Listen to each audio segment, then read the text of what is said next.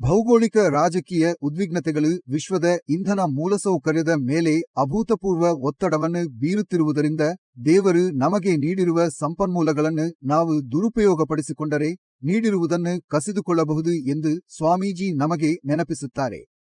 1 ಶತಮಾನಕ್ಕೂ ಹೆಚ್ಚು ಕಾಲ ನಾವು ಒಗ್ಗಿಕೊಂಡಿರುವಂತೆ ತೈಲವು ಬಾವಿಗಳಿಂದ ಮುಕ್ತವಾಗಿ ಹರಿಯದ ದಿನ ಶೀಘ್ರದಲ್ಲೇ ಬರಲಿದೆ ಎಂದು ಸ್ವಾಮೀಜಿ ಮುಂದುವರಿಸುತ್ತಾರೆ. ಇದು ಈಗಾಗಲೇ ಒತ್ತಡಕ್ಕೊಳಗಾದ ಜಾಗತಿಕ ಆರ್ಥಿಕತೆಯ ಮೇಲೆ ತೀವ್ರ ಒತ್ತಡವನ್ನು ಹೇರುತ್ತದೆ.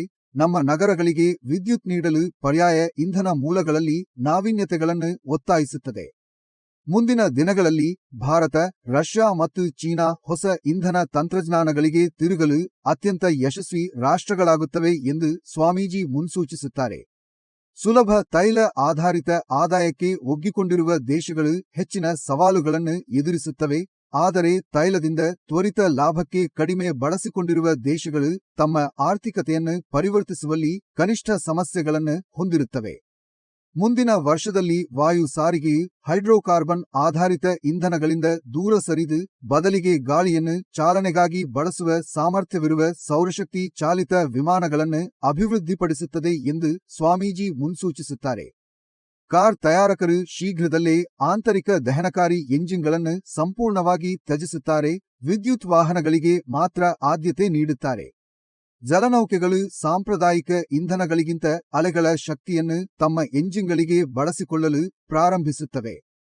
ಕಡಿಮೆ ನಿಷ್ಕಾಸ ಅನಿಲಗಳಿಂದ ಶುದ್ಧ ಗಾಳಿ ಮತ್ತು ಜಲಮೂಲಗಳಿಂದ ಪ್ಲಾಸ್ಟಿಕ್ಗಳನ್ನು ತೆಗೆದುಹಾಕುವುದರಿಂದ ಪರಿಸರವು ಶುದ್ಧವಾಗುತ್ತದೆ, ಮರುಬಳಕೆ ಮಾಡಲಾಗುತ್ತದೆ. ನೀರು ಅಗತ್ಯವಿದ್ದಾಗ, ವಿಶೇಷವಾಗಿ ಮರುಭೂಮಿ ಪ್ರದೇಶಗಳಲ್ಲಿ, ಉಪ್ಪು ನೀರಿನ ಸಂಸ್ಕರಣಾ ತಂತ್ರಜ್ಞಾನವು ಪ್ರಗತಿ ಹೊಂದುತ್ತದೆ. ಗ್ಯಾಸೋಲಿನ್ ಇಂಧನಗಳನ್ನು ಬಳಸದೆ ಶುದ್ಧ ನೀರನ್ನು ಉತ್ಪಾದಿಸುವ ಸಾಮರ್ಥ್ಯವನ್ನು ಹೊಂದಿರುತ್ತದೆ.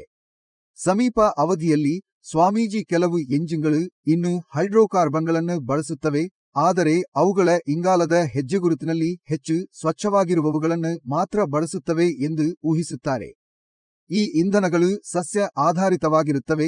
ಶತಮಾನಗಳಿಂದಲೂ ವಿಶೇಷವಾಗಿ ಗ್ರಾಮೀಣ ಭಾರತದಲ್ಲಿ ಇರುವ ತಂತ್ರಜ್ಞಾನಗಳನ್ನು ಬಳಸುತ್ತವೆ. ಕಬ್ಬು, ಕ್ಯಾಸ್ಟರ್ ಬೀಜಗಳು ಮತ್ತು ತಮಿಳುನಾಡಿನಲ್ಲಿ ಪ್ರಸಿದ್ಧವಾಗಿರುವ ಎಣ್ಣೆಯುಕ್ತ ಪುಂಗೈ ಮತ್ತು ಇಪ್ಪೈ ಮರಗಳಂತಹ ಸಸ್ಯಗಳನ್ನು ಬಳಸಿಕೊಂಡು ಸ್ವಾಮೀಜಿ ಹಳೆಯ ತಂತ್ರವನ್ನು ವಿವರಿಸುತ್ತಾರೆ. ಈ ಸಸ್ಯ ವಸ್ತುವನ್ನು ಮಣ್ಣಿನ ಪಾತ್ರೆಯಲ್ಲಿ ಇರಿಸಿ ಪೈಪ್ ಮೂಲಕ ಮತ್ತೊಂದು ಪಾತ್ರೆಗೆ ಜೋಡಿಸಿ ಮುಚ್ಚಿ ನಂತರ ನೆಲದಲ್ಲಿ ಹೂಳಲಾಗುತ್ತದೆ. ಸುತ್ತುವರಿದ ಶಾಖವು ಸಸ್ಯ ಸಾಮಗ್ರಿಯನ್ನು ದ್ರವವಾಗಿ ಹುದುಗಿಸುತ್ತದೆ. ನಂತರ ಅದನ್ನು ಬೆಂಕಿಯ ಮೇಲೆ ಬಟ್ಟಿ ಇಳಿಸಲಾಗುತ್ತದೆ. ನಂತರ ಸಂಪರ್ಕಿಸುವ ಪೈಪ್ ಮೂಲಕ ಇನ್ನೊಂದು ಪಾತ್ರೆಯಲ್ಲಿ ಸ್ಪಷ್ಟ, ಶಕ್ತಿ ಸಮೃದ್ಧ ಇಂಧನವಾಗಿ ಸಾಂದ್ರೀಕರಿಸಲಾಗುತ್ತದೆ. ಇದು ಅನೇಕ ಎಂಜಿನ್ಗಳಿಗೆ ಶಕ್ತಿ ತುಂಬುವ ಸಾಮರ್ಥ್ಯವನ್ನು ಹೊಂದಿದೆ. ಭೂಮಿಯನ್ನು ತೊಂದರೆಗೊಳಿಸದೆ ವಿಶ್ವದ ನೈಸರ್ಗಿಕ ಸಂಪನ್ಮೂಲಗಳನ್ನು ಸದುಪಯೋಗಪಡಿಸಿಕೊಳ್ಳುವ ಸರಳತೆಯು ನಮ್ಮ ಆರ್ಥಿಕತೆಗಳನ್ನು ಉತ್ತಮ ದಿಕ್ಕಿನತ್ತ ಕೊಂಡೊಯ್ಯುವ ಶುದ್ಧ ತಂತ್ರಜ್ಞಾನಗಳ ಹೊಸ ಯುಗಕ್ಕೆ ನಾಂದಿ ಹಾಡುತ್ತದೆ.